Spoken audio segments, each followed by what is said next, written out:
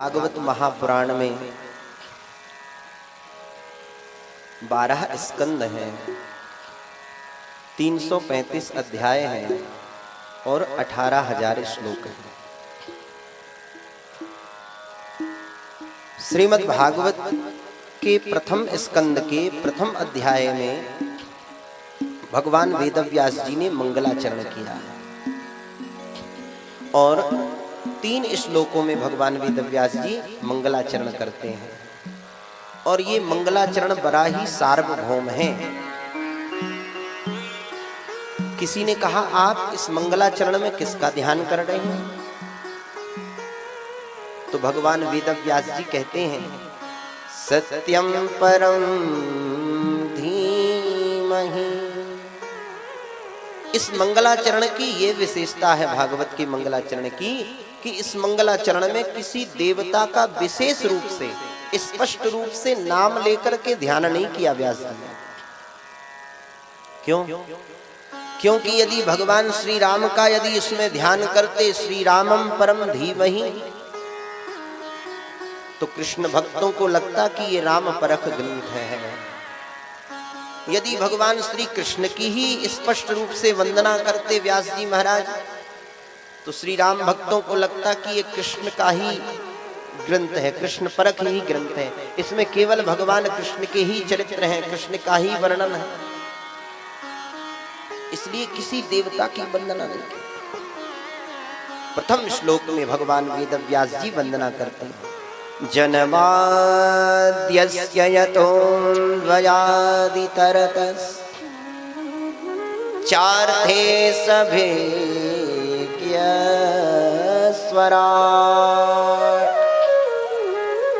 तेने ब्रह्महृदाय आदिकवये मुह्यन्ति यत्सूरयः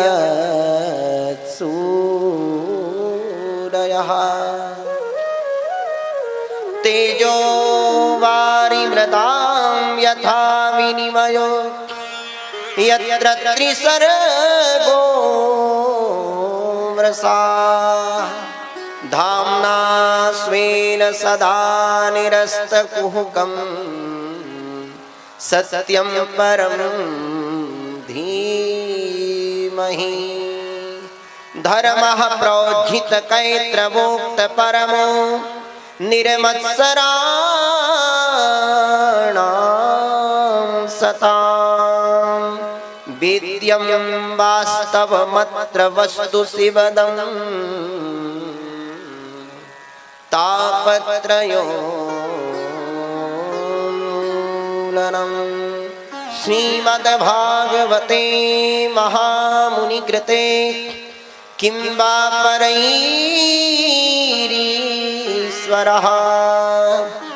सद्यो हृद्यवरुध्यतीत्र कृतुभिः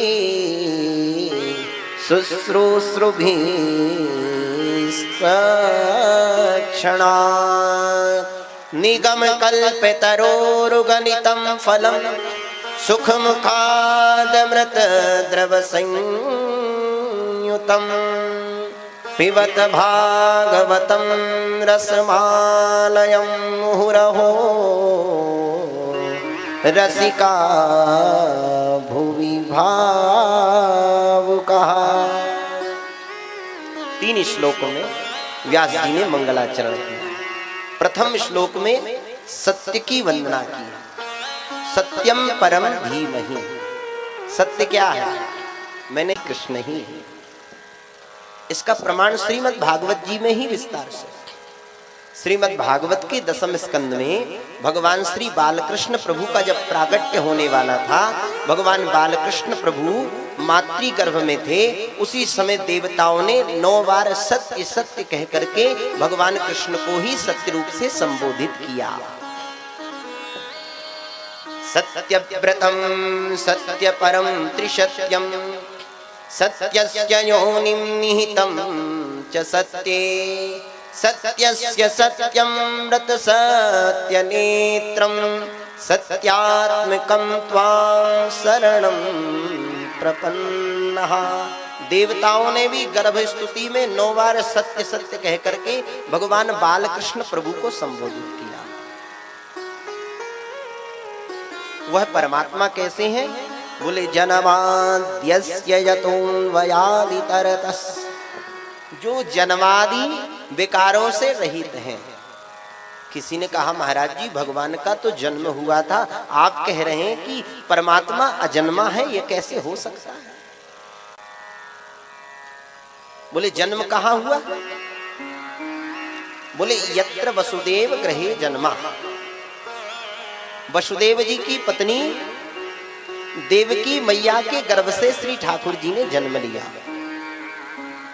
किसी ने कहा महाराज जी हमने तो सुना है कि ठाकुर जी का जन्म मथुरा में मामा कंस के जेल में हुआ था, कारागृह में। आप कह रहे हैं कि वसुदेव जी की पत्नी के गर्भ से भगवान का जन्म। बोले ये ईंटगारों के भवन को ही भवन नहीं बोलते भैया। न ग्रहम ग्रहमित्येषु न ग्रहम ग्रहमित्यासु ग्रहणी ग्रहमुच्यते है। घर की जो माताएं हैं, घर की जो गृहिणी हैं, उनको ही घर कहा जाता है। जन्म तो हो गया मथुरा में, और जन्म लेते ही महाराज अभिज्ञः चार्थेषु अभिज्ञः स्वराट। कंस को पता भी नहीं चल पाया, कंस को भनक भी नहीं लग पाई महाराज। और कब की कब रातों रात भगवान श्री ठाकुर जी जो है मथुरा को छोड़ करके महाराज मामा जी को छोड़ करके गोकुल में चले गए। और गोकुल में जाकर के क्या क्या लीलाएं की, ऐसी महाराज दिव्य लीलाएं की कि उन लीलाओं को देख करके बड़े बड़े देवता लोग भी व्यामोहित हो गए। मुह्यन्ति सूरयः तेने ब्रह्म हृदय आदि कवये। आदि कवि, आदि कवये ब्रह्मणे ब्रह्मांडम विस्मापयितुम। बड़े बड़े ब्रह्मादिक देवता भी जिनकी लीलाओं में चक्कर में पड़ गए महाराज। गोविंद जब वत्स चारण कर रहे थे उस समय ब्रह्मा जी ने वत्सों का अपहरण कर लिया, बछड़ों का अपहरण कर लिया, ग्वाल वालों का अपहरण कर लिया। भगवान ने अपनी माया के द्वारा, अपने सत्य संकल्प के द्वारा उतने ही बछड़े, उतने ही ब्रजवासी संकल्प से प्रकट कर दिए। 1 वर्ष तक यह लीला चलते रही महाराज, ब्रह्मा जी को पता ही नहीं। ब्रह्मा जी ने आकर के देखा, अरे हमने तो बछड़ों का अपहरण कर लिया, ग्वाल वालों का अपहरण कर लिया, यहाँ नई सृष्टि। मानो भगवान ब्रह्मा जी को समझाना चाहते हैं कि ब्रह्मा जी ये अभिमान मत करना कि तुम सृष्टि के रचेता हो, विधाता हो। तुमको 5 महाभूतों का मटेरियल मिलता है सृष्टि बनाने के लिए, पृथ्वी जल तेज वायु आकाश, इसके माध्यम से आप सृष्टि करते हो। और हमने देखो कैसी नई सृष्टि करके बताई। तो जिनकी लीलाओं में बड़े बड़े ब्रह्मादिक देवता भी व्यामोहित हो जाते हैं। मुह्यन्ति यत् सूरयः। अरे ब्रह्मा जी को छोड़ो, इनके जो बड़े भैया अग्रज हैं बलराम जी, इनको भी यह चरित्र का पता नहीं चला, वो भी मोहित हो जाते हैं।